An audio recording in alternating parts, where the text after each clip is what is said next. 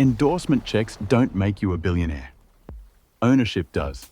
Michael Jordan earned $94 million across his entire NBA career. Today, he's worth $3.8 billion. That gap between what athletes earn on the court and what they're worth decades later is the story here. Because in 2026, the richest athletes on the planet didn't get there by playing longer or negotiating bigger contracts. They got there by becoming owners. Michael Jordan, Magic Johnson, LeBron James, Cristiano Ronaldo, Roger Federer. These aren't just athletes with endorsement deals. They're vertically integrated businesses controlling their audience, their content, their commercial relationships, and the products attached to their name. So how exactly do they do it? It comes down to three pillars. The first is intellectual property and brand ownership. The shift from endorser to owner is the single most important transition an athlete can make. And the blueprint was written in 1984, when Nike took a gamble on an unproven rookie named Michael Jordan. Instead of a flat endorsement fee, they structured a deal paying him royalties on shoe sales. The original agreement required Jordan Brand to clear $4 million in the first 3 years. It cleared $70 million in the first 2 months. Today, Jordan Brand generates roughly $7.3 billion in annual revenue, representing 14% of Nike's total business. Jordan's longtime agent David Falk famously said, "Whatever he touches turns to gold." But it wasn't magic. It was a royalty structure that tied Jordan's compensation directly to the brand's growth. Cristiano Ronaldo followed a similar philosophy and pushed it even further. Since 2006, he has built his own product lines under the CR7 label, spanning underwear, denim, footwear, eyewear, and fragrances, with direct control and ownership over the brand's direction. Add in Pestana CR7 hotels, CR7 Crunch fitness gyms, and Inspiria hair clinics, and the model becomes crystal clear.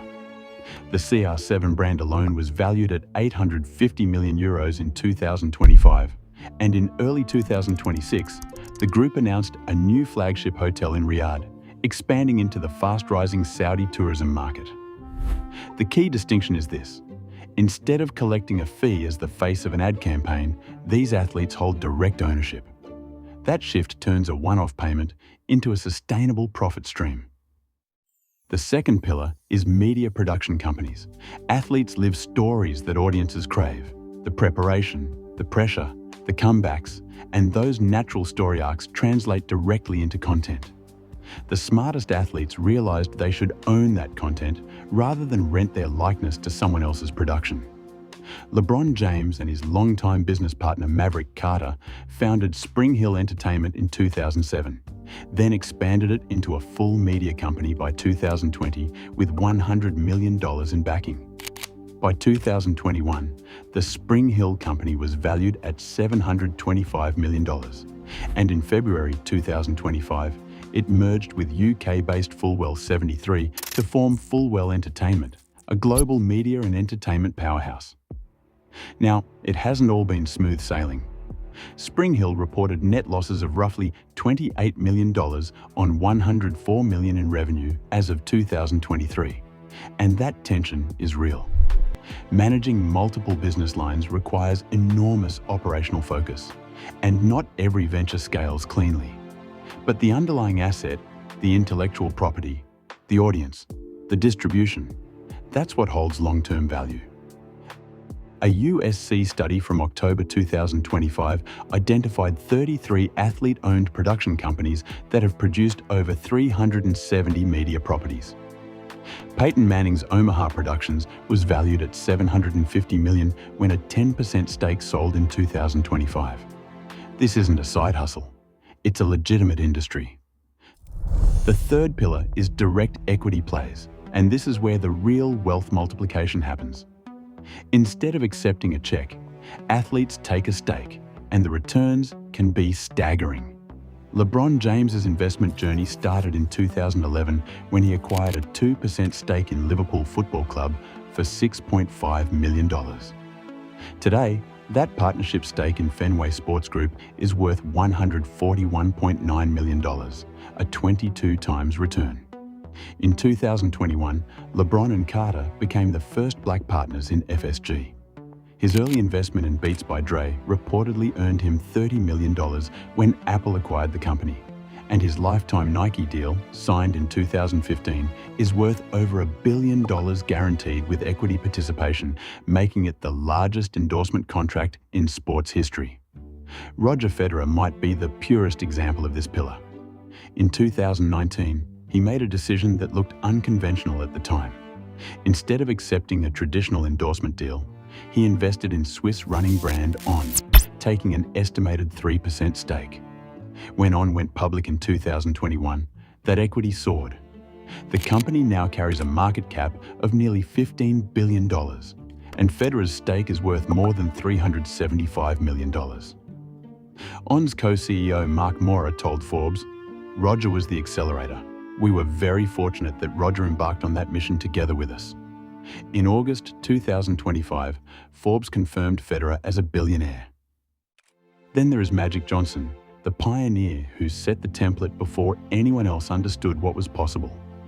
As a teenager in Lansing, Michigan, young Irvin got his first job cleaning a 7-floor office building. He would clean the first 6 floors like he was supposed to, but when he reached the 7th floor where the boss kept his office, he would sneak in and pretend to be the chief executive officer. He later told the Associated Press, "It has never been my dream to coach.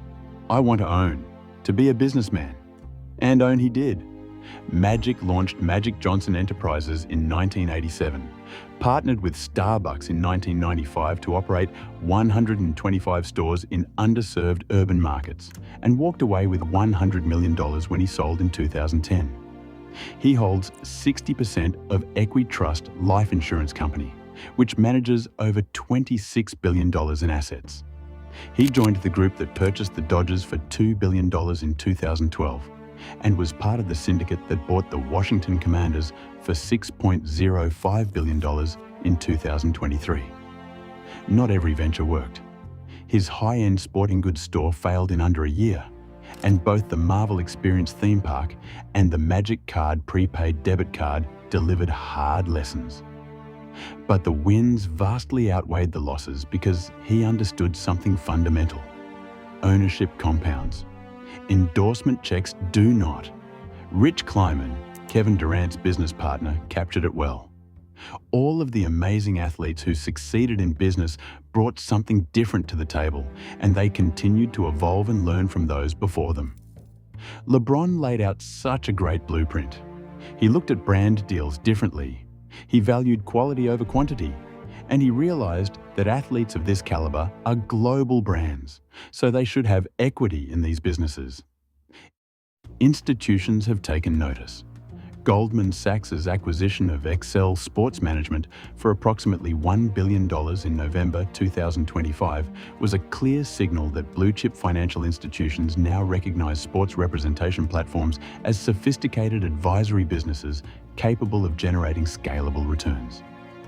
Serena Williams' venture fund, Serena Ventures, has invested in over 50 portfolio companies with a combined $33 billion market capitalization, with 60% of that capital going to diverse founders.